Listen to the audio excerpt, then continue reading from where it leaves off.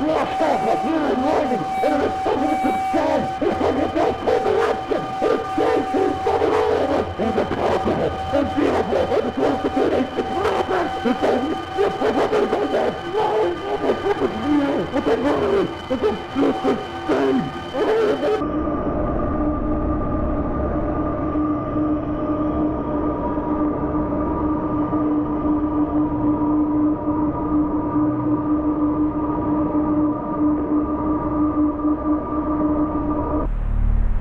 Men from 6 different countries and their 42 sled dogs completed the first ever dog sled crossing of the Antarctic continent.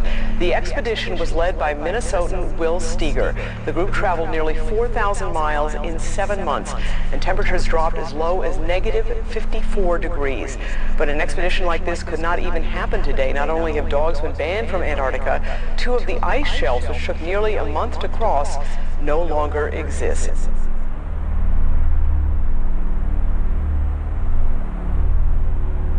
Howdy everybody, and welcome back to the Willie St. Willie channel once again. And yes, as you can see, I do have another room. This is my new apartment, so ignore that. Now riddle me this, dear viewer. Do you like cryptids, folklore, other spooky tales? Don't answer that, I already know you do. Why did you click on this video otherwise? That's right everyone, back on par with what we usually talk about. Today we're here to discuss an analog horror series from the devilishly twisted mind of the creator of the Monument Mythos, Mr. Manticore. If you guys don't know what the Monument Mythos is, it's probably one of the biggest horror series on the platform, along the likes of the Mandela Catalog or Gemini Home Entertainment, and you can watch that series on Manticore's channel or watch series breakdowns from really big popular creators like Wendigoon. But he has a lesser known analog horror series that I think has a lot of potential if he chooses to continue it, called the Ningen. What is a Ningen, if you ask? Well, basically it roughly translates to human or human being in Japanese, but it's a Japanese modern folklore cryptid that actually started on a discussion board on 2chan, and I actually discussed it a little bit in one of my cryptid icebergs I did when I first started the channel. Erections. The urban legend started in the early 2000s on 2chan, like I mentioned previously, and basically a bunch of Japanese users would write stories of fishermen who would supposedly sight this creature and how it's very elusive, almost kind of like mermaids, and there's a lot of sightings and stories that kind of coincide with mermaid and siren legends. And I hate be the one to break this to you guys, but the Ningen isn't real. Yeah, I know, I'm sorry to burst the bubble, but it isn't. Let's be real here, it's not exactly on the same level as aliens or Bigfoot or something like that with its history and stories, and pretty much internet users have confirmed that yes, it is in fact a hoax, but whatever, where's the fun of that, right? Okay, since now you're kind of familiar with what a Ningen actually is, we can go to the actual series in question. So Mr. Manticore takes on a very unique approach to what the Ningen actually is in his analog horror series, and I'm very excited to dive into this. I'm shaking with anticipation. But hold up just one moment, fellers. Just because this Japanese cryptid might not be real, you know what is real. Hackers. Which brings me to the sponsor of today's video, Aura. It's been a real wacky year for data breaches, with Dell suffering a data breach that exposed 3.9 million customer records, including sensitive personal information, AT&T having 2 breaches that affected millions of their customers, and even Ticketmaster, of all people, experiencing a massive data breach that compromised over 560 million customer records. And worst of all, the National Public Data announcing that they suffered a breach that potentially impacts every single American in the US of A. Over 2.9 billion records used for background checks, including critical personal information like names, addresses, dates of birth, phone numbers, and most importantly, social security numbers, have been leaked online for free. Neptune's beard. If you weren't taking precautions with your personal information online before, why not? What are you waiting for?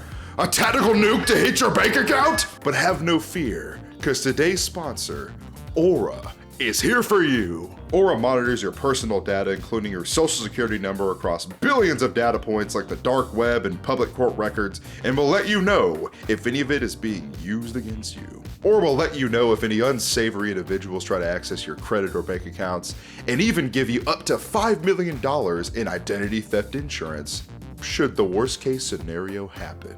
They also provide a bunch of other features that help keep you safe online, all through the convenience of one single app. If anything you heard here today has you tilting your head like a curious dog at the screen, then you can go to my link, aura.com/WillieSt.Willie, to try your first 14 days for free. And that should be more than enough time to see if Aura can find out if any of your data has been exposed. So hey, don't leave yourself vulnerable to online data breaches, and why not try my link, aura.com/WillieSt.Willie. I promise it won't bite you. Come on, it's hot off the presses, come get some. Wherever I put it, in the description or the screen, wherever I put it, just click on it. It's fine. And thank you once again to Aura for sponsoring this video. They're still my favorite sponsor because they're my only sponsor. Because I mean, who else has the guts to sponsor a video like this? I mean, come on, like nobody. But let's be real here, come on. And with that out of the way, back to the video. Now, Manticore only has 3 videos in this Ningen series, and it's been about a year since he posted another one, so I doubt they're gonna make another one, but who knows? I wish they would, because I feel like this short series has a little bit of potential, just like the Monument Mythos. I'm gonna try my best to hit all the main details and analyze the series a good bit, because Manticore loves his subtle details and references. He just, he eats them up, so I'm gonna try my best to point them all out if I can, but I'm probably gonna miss some, so sorry. The first video in the series is called The Ningen 1990 sighting. I almost said Ningen. With the description reading, videotape from the Japanese Office for Human Studies. The video opens with a logo depicting a humanoid figure inside of it for the Japanese Office for Human Studies, before cutting to footage from the 1990 International Trans-Antarctic Expedition with Kaizo Funatsu. So the coolest thing about Manticore's series, kind of like the Monument Mythos, is that he uses real-world lore and references in order to create his fictional universe. Like the Antarctic Expedition, this is a real-life thing. Now, obviously, I'm not saying they spotted, Ningen and discovered the species, but obviously there are some stretches to the imagination. I just like how they're always set in real-world events, or at least sorta real-world events. I always think that's really cool. The video then shows us flashes from the Antarctic Peninsula with Ningen sightings called First Human Sighting. As I mentioned previously, Ningen is, a Japanese for human. The video then slowly fades and shows jumbled up text that reads 3 different things. One saying, "Are we their warm children? Hell is real and it's cold." And "What will happen when it's warm?" So right off the bat, it's implying a few different things. The most notable one, I believe, implying that Ningen and mankind are related. Are we their warm children? Ningen live in the cold, and we live, we prefer warmer environments than the Arctic. But I'm gonna wait for more of the analysis until later on, so let's continue. Kaizo Funatsu named them humans. We then see a map showcasing the route taken during the 1989 through 1990 International Trans-Antarctic Expedition, before cutting to interview footage showcasing Hugo Funatsu, the son of Kaizo, reading excerpts from his father's journal during the expedition. I went outside to feed the dogs. It wasn't bad at first, only negative 25 degrees Fahrenheit. And when I left the tent, I was happy. Happy about just how close we were to our destination. After 3,725 miles, we were just 16 miles from the Soviet base. But these dogs needed my utmost attention now. I needed to keep my attention on the present.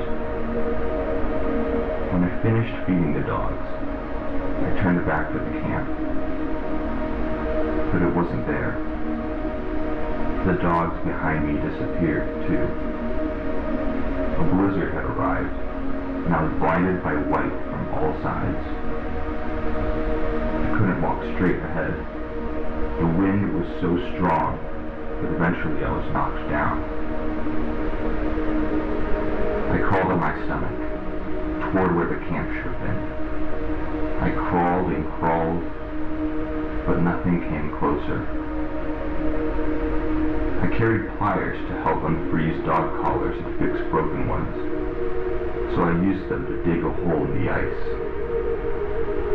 The ground was so hard, almost impossible to dent. But I dug for hours, and managed to put myself in a little ditch. It barely kept the wind away. The wind and snow kept my clothes tight to my skin. There was no room for warmth. I thought to myself, very few people have this experience, lost in the blizzard. Settle down. Try to enjoy this. I felt Antarctica. Her snow covered me like a mother's womb. I could hear my heart beat. Boom, boom, boom.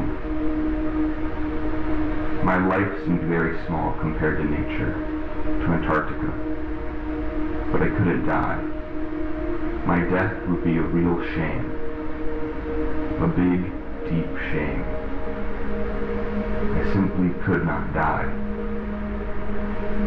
I was in the ditch when I thought I heard somebody yelling my name. The storm hadn't let up at all. But I heard this. Keizo, Keizo. I yelled back, I am here, I am here. I heard a reply. I see you, Keizo. I yelled, yes, yes, over here. And slowly, a man stepped out from the white. But not any man. Not any of my team members. He was just human. That's the best I can describe him. I ran as fast as I could away from him. And then I saw Will, our team leader, almost immediately. If Will had been my imagination, I would have been lost again. Then I would have surely died. It made me very happy to see my friends looking for me in the blizzard. I felt their love. Everybody was crying. Yes, I cried too. So again, this is why I love Manticore. So he basically took a real life incident, which Keizo being lost in a blizzard, like that actually happened, and they turned it into an analoghorror story for the sake of the video. And basically in real life, Keizo was lost in a blizzard and dig a hole with pliers that was a couple feet deep, and was able to hide away in the snow, like for the blizzard, just to hide from the wind. And eventually his team did find him when they noticed he was missing. But in this universe, Keizo witnessed something else besides his team before they discovered him. The team learns that Keizo is missing. Team searches for Keizo. Keizo is seen. Keizo is rescued. Team celebrates Keizo's return. Keizo's recording device.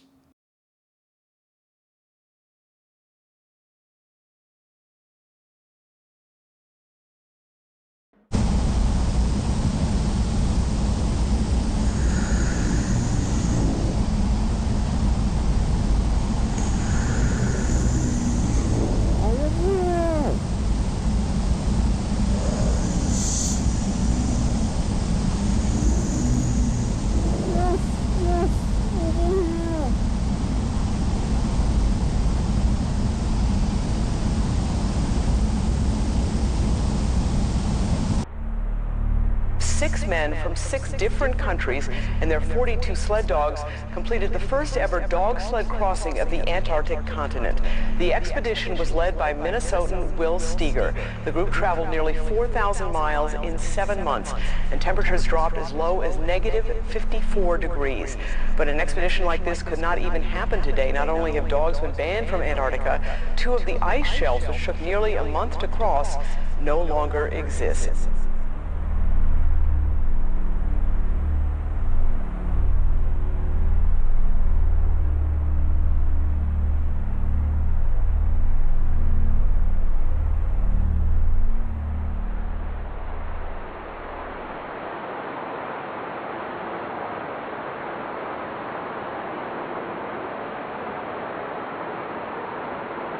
God, it is just so criminally underrated that this video doesn't have like 1 million views. Antarctica is just so good at taking history or alternate history and just turning it into his own unique thing. So like I mentioned previously, the Antarctic expedition that's mentioned in this video was a real event. It did happen. It was an international, cooperative event. It was to bring recognition to climate accords and seeing the effects of climate change in the Antarctic, because the international climate accords were set to be renewed or reviewed in 1991, I believe. And the moment of Kaizo being lost in the blizzard and just being absolutely alone in nothing but pure whiteness is just such an eerie thought. I feel cold just like thinking about it, as to how brutal the wind must be, that kind of situation. And in this scenario, Kaizo is basically desperately looking for any help because he thinks that he very well might die in this blizzard in the Antarctic. But then he comes across a being, a strange presence that is not human but also human at the same time. And oh god, it's so eerie that I love this. I love this so far. I wish this had more views. You guys should go watch this. And there was a viewer that pointed out something really interesting that I had no way of knowing because I'm not a native Japanese speaker, but apparently there was a subtle change referring to Kaizo using kanji, which is basically often used to refer to people and people's names, to using katakana and then back to kanji. And katakana is basically used for non-human things like objects and things like that. And it's like, it kind of begs the question that, was this intentional on Manticore's part? And knowing Manticore in their videos, yes, it had to be. And of all the videos I've seen for Manticore in both this series so far and the Monument Mythos, every little detail is intentional. There's nothing that is done on accident. So I have to believe that there's a reason he did that. Whether for some sort of dehumanizing effect or a story element that I'm just not getting right now. But I thought that was very cool and something I didn't notice until I started reading the comments of the video. Now so far we've gotten real man versus nature vibes. And from a series like this, I wouldn't really expect that. I kind of want to see some spooky cryptids and monsters, but let's see what the series has in store for us in the next entry, the Ningen 1991 Deep Sea video. The description reads, another videotape from the Japanese Office for Human Studies. Apparently the location tag is Antarctica. I thought it was kind of funny. The video opens with another logo from the Japanese Office for Human Studies, with the new one looking kind of like a whale's tail, before we get into a rather disturbing misdirection in the subtitle translations. See, throughout the first and second entry it shows Japanese text as well as the English translations of them. But the problem with the second one is that these are wrong. See, first it shows the skeletal structure of what's revealed to be a Ningen, with the first one saying cranium, which means an intelligent hunter in Japanese, orbit, nasal cavity, which means that's a good eye, which hunts down the prey, and it smells fear, maxilla and mandible, or that tear the flesh apart and the bones, a spine that turns into a tail, spinous reversal, hunts at the bottom of the ocean. It is very primitive, or it is more evolved than any of us. It is easy to evade, or it will always outrun you. Feet like snowshoes. Its grasp can kill you instantly. Friendly human. Or, if you wish to meet your family again, avoid Ningen at all costs. Illustrations of cave paintings in Antarctica. predates the story of Icarus by 11,000 years, and our mythologies were their mythologies. See, I'm really glad people in the comments pointed that out, because I would never have known that. I would have just thought that the translations he provided were the real and accurate ones. I wouldn't have even questioned it, so can't even trust Manticore. You can't even trust him. Anyway, let's move on. Mountain humans find mysterious corpse. One human wonders what is beyond the mountain. Beyond the mountain, there is a whale. The whale asks, "Are you planning to jump?" The human answers, "No, but I envy the freedom of whales allowed by your tales. My legs trap me on this mountain." Not knowing what to say, the whale leaves. Human bends their form and leaves the mountain. Human finds whale. The whale is speechless. Whale is filled with hope. But it actually reads, whale is filled with fear. Whale shouts, "Follow me! I wish to go beyond too." The creature whispers, "Follow me! I wish to go beyond too." Mountain humans will find mysterious corpse. 1990, human corpse, nickname Icarus 1. But in actuality, the Japanese nickname column reads Kaizo. 1991, living human, nickname Icarus 2. But the nickname column reads in Japanese, removed out of respect to the Hanatsu family.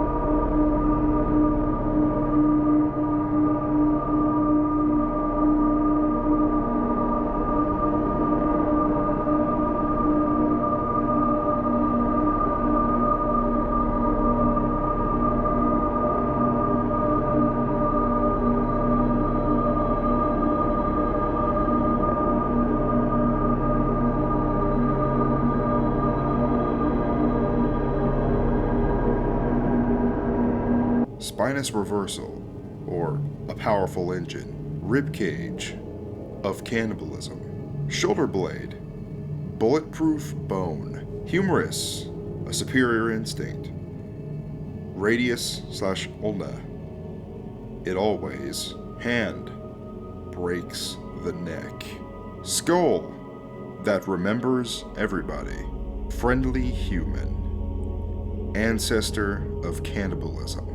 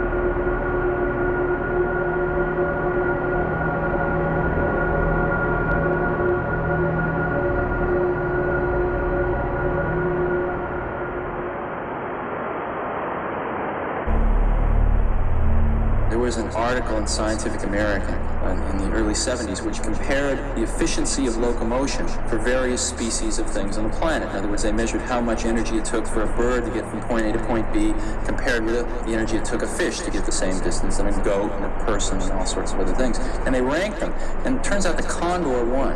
Condor was the most efficient, and man came in with a rather unimpressive showing about a third of the way down the list. It's somewhat disappointing. But someone there had the insight to test the efficiency of man riding a bicycle.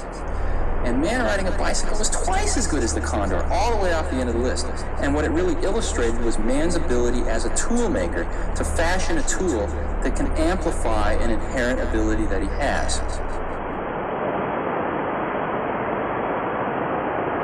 Okay, so this entry expands upon the lore of the Ningen way more than the first entry did. So, from what I've gathered so far, is that it's implied that the Ningen, or humans, are just that. They're ancient ancestors that are possibly the precursor to modern day humans and had influence in their evolution to some extent. At least that's what I've gathered. There are, like, our great whatever cousins in the grand scale of species. They're related to regular humans. We possibly even descended from them. And that would make a lot of sense considering the phrase, are we their warm children? Like, are we, their kids that live in warmer environments? Like, that sort of thing. And also it shows there are 3 distinct stages to their evolutionary process. See, the Ningen can twist and bend their forms to suit whatever their purposes are for basically this, like, hyper evolution they can go through. And they can even merge with other species to take on a similar form as them.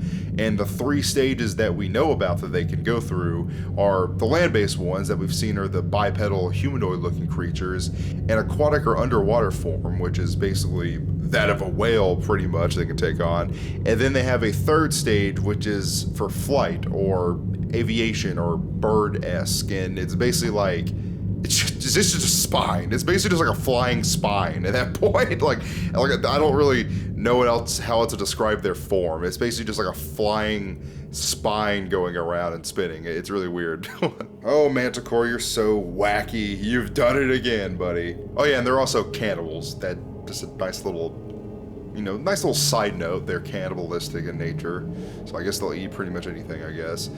And I think the ending about humans using tools, like the outro, I think is trying to imply that the Ningen use other species as tools to basically suit whatever their purposes or goal is, if that makes any sense. And as for the fate of Kaizo from the first entry, I think the entry kind of sums it up pretty well from my understanding, is that basically Kaizo discovered one of the Ningen when he was lost in the blizzard, and the Ningen basically merged with him or took over his form, and they discovered his corpse. Like, his team discovered his corpse and then brought the corpse back to a Soviet research ship.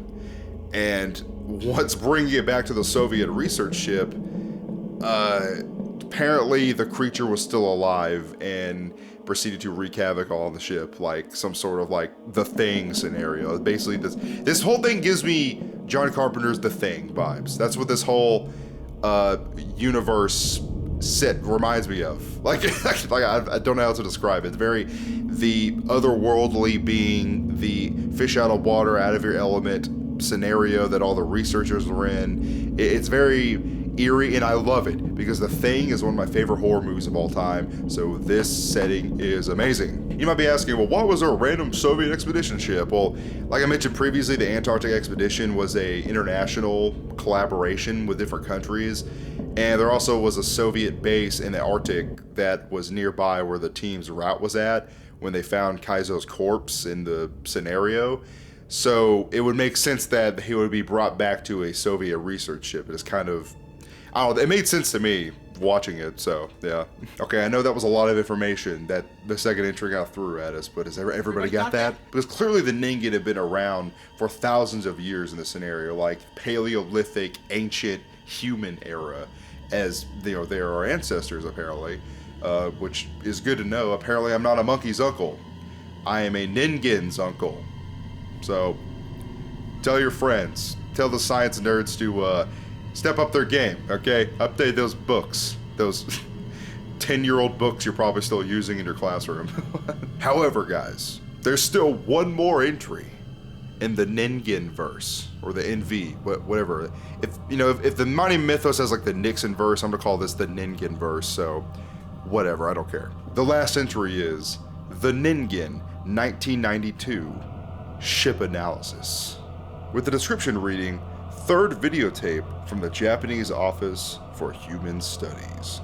Oh yeah, something I forgot to mention, I'm not sure what happened to the Soviet researchers on the ship. I mean, I'm assuming they all, died because of the, Ningen Kaizo corpse or whatever awakening and probably killed them all, but, who knows? We don't know what happened. I mean, maybe they all survived, went home, and lived happily ever after, right? Who am I kidding? That probably didn't happen. Let's just continue on with this thing. And like always, the video opens with a logo from the Japanese Office for Human Studies. And this time the logo looks like a wing of a plane or something. I really don't know what that is. Before we get a narration from Hugo Fanatsu, the son of Kaizo. When I could see, I found nothing strange about this image. I remember it well. Professor Zubov, the massive Soviet ship, just returned from the Southern Ocean. But across its body, a phrase was written. Help, help, help. I did not find this strange at first. Sad, but not strange. I removed my eyes to avoid the truth. But in this blindness, I have realized this was not written by any crew member. They could never have reached. This was not spray paint. Spray paint does not become a dull brown. This doesn't even say help. Not as a verb anyway. It says help as a noun, like assistance or aid. This was a lure for us. A lure that mocked us. Or perhaps they see their treatment of us as assistants, taking us beyond our current state in evolution. Perhaps they consider themselves our saviors. After that strange narration from Hugo, we see an illustration of the aforementioned Icarus II, the Stage 3 flying Ningen, flying and dancing in majestically like a spinning lightsaber being thrown before he merges with the Professor Zubov ship, and we see the text reading, Human Factory.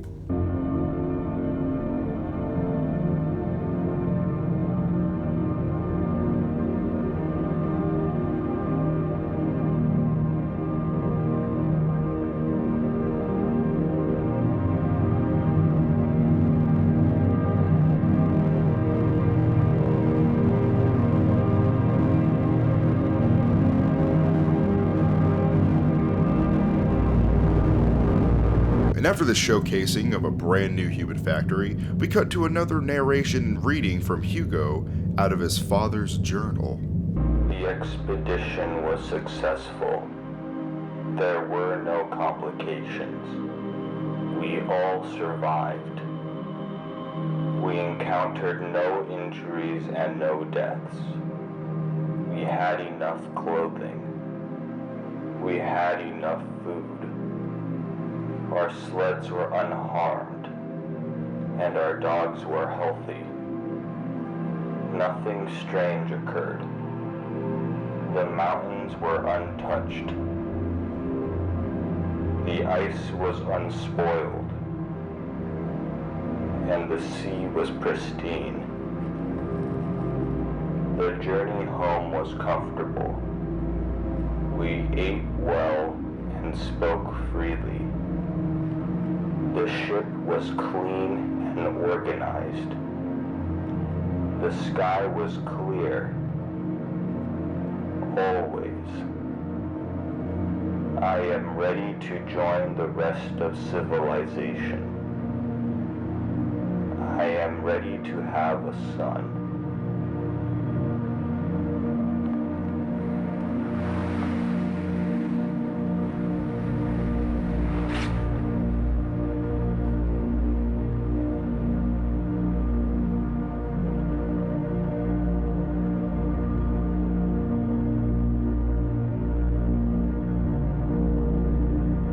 After this weird and monotone narration from Hugo, we see some illustrations found on board the Professor Zubov ship, and these illustrations seem to showcase these strange red humanoid figures that are being born from the ship.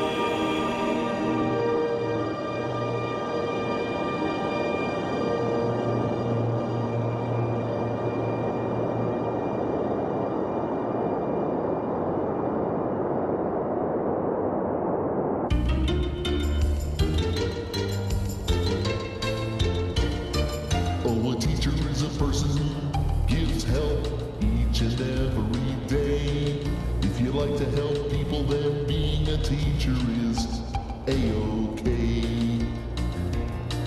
'Cause people helping other people is what this world's about. And people like our teachers, we couldn't do without. Oh, a doctor is a person who gives help each and every day. If you like to help people, then being a doctor is A-OK. 'Cause people helping other people. Yeah, that was just a wild ride. Dude, there's really nothing like Manticore's channel. Their videos are just one of a kind. Okay, my interpretation of that. Basically what I think is that, obviously, Hugo at the end, that was not Hugo, at least how we initially thought of him.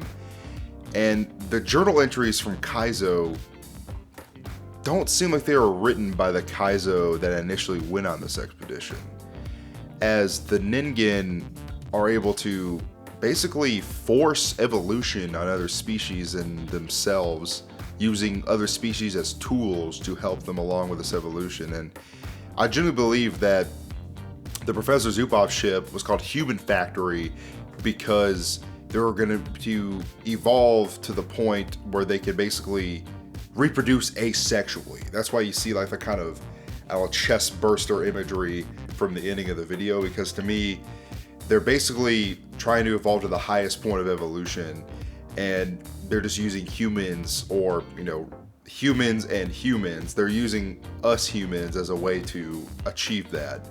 And in their mind, they're trying to make this out as some sort of righteous cause, as they're helping us. They're helping us evolve to another state of being.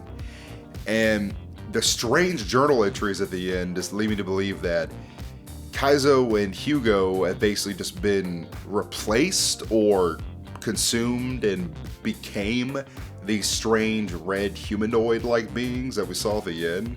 I don't know what to call them. I guess the super Ningen, I guess, is what you would call them.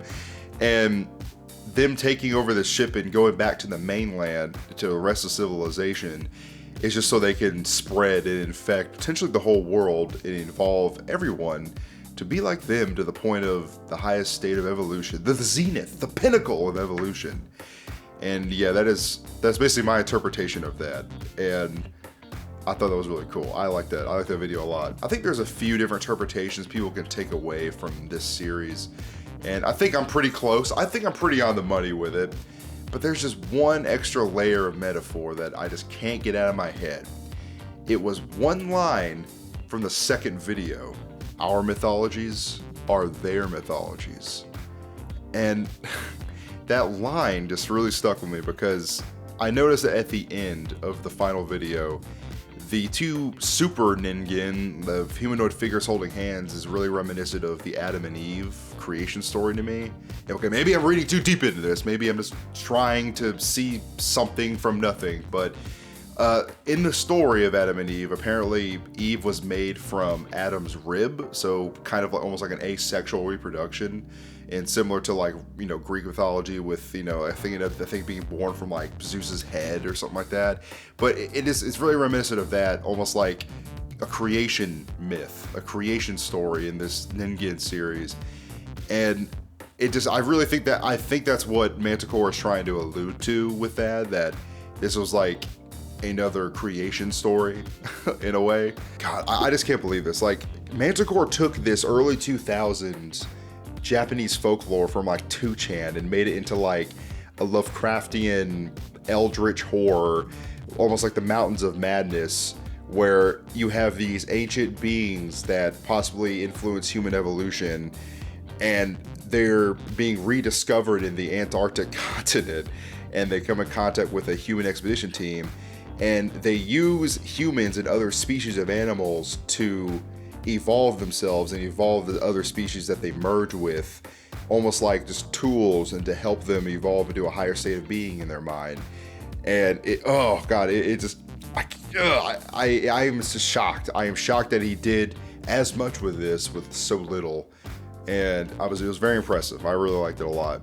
There is like a darker way to interpret it too. I think possibly that the Ningen can be seen as similar to the Ku from All Tomorrows, that like forcibly experiment and evolve on lesser species just for fun, or just to see what they can create. Now, I don't know if it's like that deep. It just kind of reminded me of that, like the forced evolutionary thing kind of just reminded me of that. But yes, overall, I like the series. I really hope that Manticore continues it, or just continues whatever hell he wants to make. I mean, he makes great videos. He, she, I actually really don't know. I have no idea. I just call them Manticore because it's a cool name and it's their channel name. So yeah. And there you have it, everyone. That is the Ningen series as it stands today. The last upload was like over a year ago, so I doubt Manticore is going to add on to this. He might. I mean, the ending seemed pretty, you know, conclusive. It seemed very like solid, so he probably doesn't really feel the need to add on to it, but who knows. And thank you as always, guys, for sticking with me to the end and watching my videos. And just in case I don't see you, stay safe and have a good one. Goodbye.